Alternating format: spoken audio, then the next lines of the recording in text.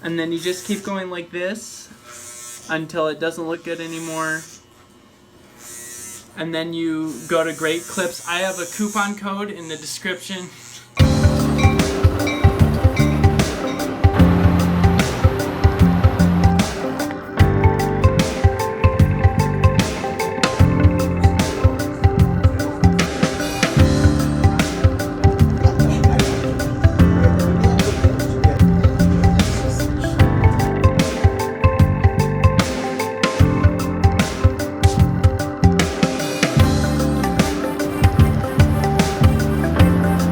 I don't know how I do this, but I always pick the 90% humidity days to go on these kind of pre-work excursions. It's not good. I'm sweating like crazy.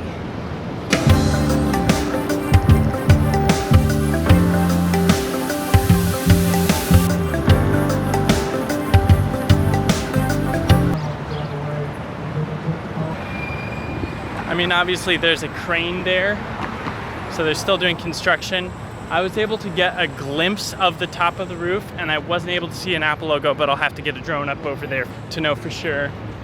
I feel like Apple has designed this really well, though, so that you wouldn't be able to see if there's an Apple logo from any of the bridges around the building. So that's good for someone like me who doesn't want to see an Apple logo, even if there is one up there. There's a Hyatt building right here across the river, and from those rooms you would be able to see the kind of MacBook roof if they decide to install that logo, which I'm still hoping they don't.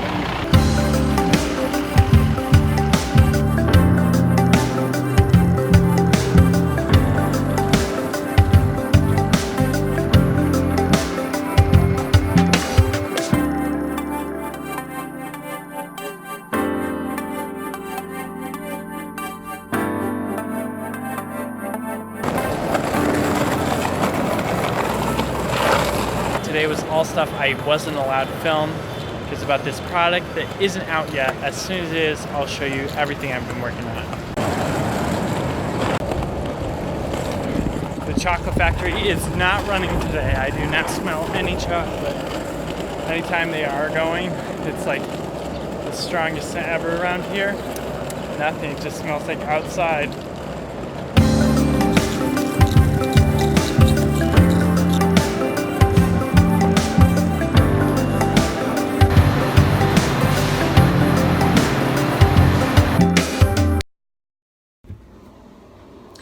So I usually cut my own hair. I've been cutting my own hair for 6 or 7 years now, and this is how I cut my own hair. Now for the record, not everyone can cut their hair this way. Different people have different textured hair. You have thicker hair that helps to hide mistakes.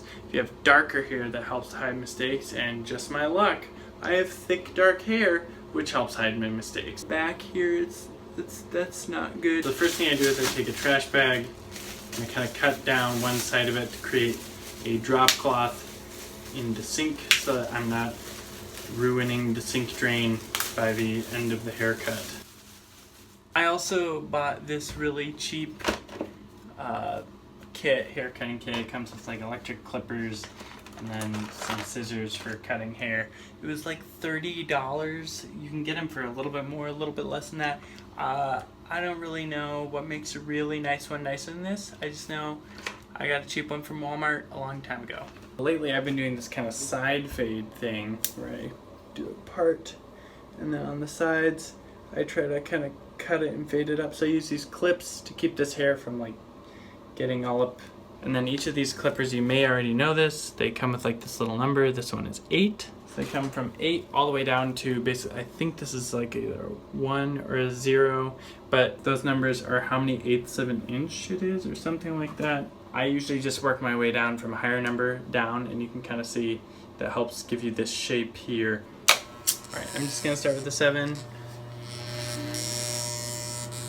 I grew up in Indiana. The barbers we went to were really nice and awesome to hang out with, but they were not like a boutique hairstyling shop. So when you asked for specific things, you didn't always get exactly what you asked for. When I went to college, I had friends who had hairstyles that I really liked, and I wanted the same hairstyle, but the problem was I was never able to quite describe what I wanted, and I ended up with things I really didn't want in terms of end results. I'm just switching down now to a 6. I bought my own hair cutting kit and absolutely butchered my own hair with my friend Aaron, and thought this is a good start. I could get better at doing this and end up with the hairstyles that I actually want instead of what the barber is gonna give me by default. I would say probably the first year or so of my haircuts were not as good as a haircut you might get from a big hair cuttery like Great Clips or something like that. But after a while, I started looking at what do you learn in a hair cutting school, and trying to apply some of those principles to how I was cutting my hair at home. I never went to hair cutting school, so I'm definitely not qualified at all to teach you anything about cutting your own hair other than just kind of my homebrew stupid techniques. But it was really helpful to kind of get me thinking about the overall shape that I wanted the hair to end up in, and kind of the shape of my head, switching down to a 4. But like I was saying, the biggest, most important thing is humility and being willing to live with a crappy haircut. Anytime you cut your hair and it's just awful, go down shorter. Be willing to let it suck for a while, or both. And you're also learning a new skill, and you're not going to be an expert the first time you do something new. So be patient and be willing to look not the best for a little while. That would stand a 4. I'm going to switch down to a 3. The other nice thing about cutting your own hair is a haircut doesn't have to be an event anymore. It can be a process.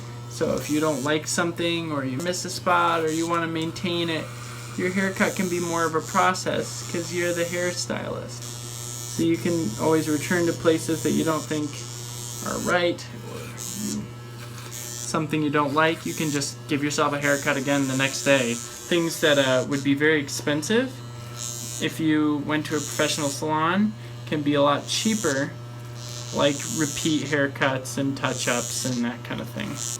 And this is feeling really long, so I'm gonna go ahead and just go all the way up. So here's something I've learned. If you've got the shape of this allows you to roll it up and adjust kind of almost like a gradient of the length of this guard. So the actual blades are here, so as I'm rolling, I'm increasing the distance between the blades and my head and kind of allowing the hair to be cut at a longer length. So you can use that then to kind of create a shape where I'm trying to do this fade shape. I can do that when I get up to the area where I want to start blending it a little bit more into the longer hair. Now I'm on a 2. This is where you have to start being careful because you can't cut your hair any longer, you can only cut it shorter. So once you're using these smaller numbers, that's the length it's going to be. It can't be any longer than that. In the winter I tend to cut my hair a little longer, but in the summer I'm not afraid to go fairly short on the sides. So now we're in the 1 range. This is where things get really short. Usually I'm only trying to use this for kind of the temples area, just above the ear. And right now I'm cutting my hair in the selfie camera of my phone, so I will probably have to go back and do some touch-ups with the mirror. One thing I'm doing that isn't ideal, but I have no real choice, I don't have a mirror where I can see the back, so I'm just kind of winging it and hoping for the best. After a couple of years of doing it, you start to get a good feel for like where things are, and hopefully it doesn't look awful. Alright, so already you can see my hair looks okay. On the sides it's shorter. I'm gonna have to take some of the top off. So here's something really important about cutting your hair, which is the elevation. This is how you kind of pick the shape of your hair. You pull up with your hand and create a plane, and that's kind of where you're trying to shape the hair to be. That's it. It's not incredibly scientific. I'm probably the wrong person to lecture on this. So that's all I really know, is you kind of pull up with your hand, create a plane, and you cut along that plane to try to shape the hair. One shortcut I've often taken, and this is a personal preference, so whatever, but a lot of times I start by combing my hair down to get the length that I know I like. So I usually like it right around my eyebrows, And I kind of give myself these terrible looking bangs. I use that as my starting reference point for how much elevation I want.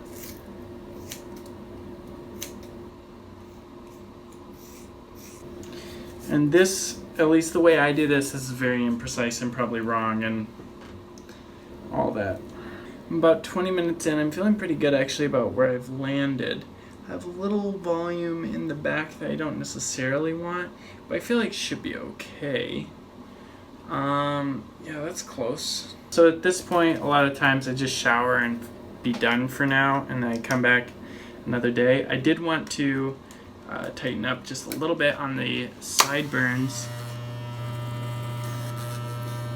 Okay, I think that's gonna do it for today. At this point, I'm gonna shower. That's it for today's vlog. If you liked this episode, please give me a thumbs up. Let me know if you've ever cut your own hair and how it went in the comments down below. If you haven't subscribed to this vlog yet, please subscribe. There's a button below this video that says subscribe. Click that and click the bell to get email notifications as well when a new video goes live. And I will see you tomorrow. Kind of thinking through this shape here. Whoa. Whoa, buddy. A little bit of long hair escaped there.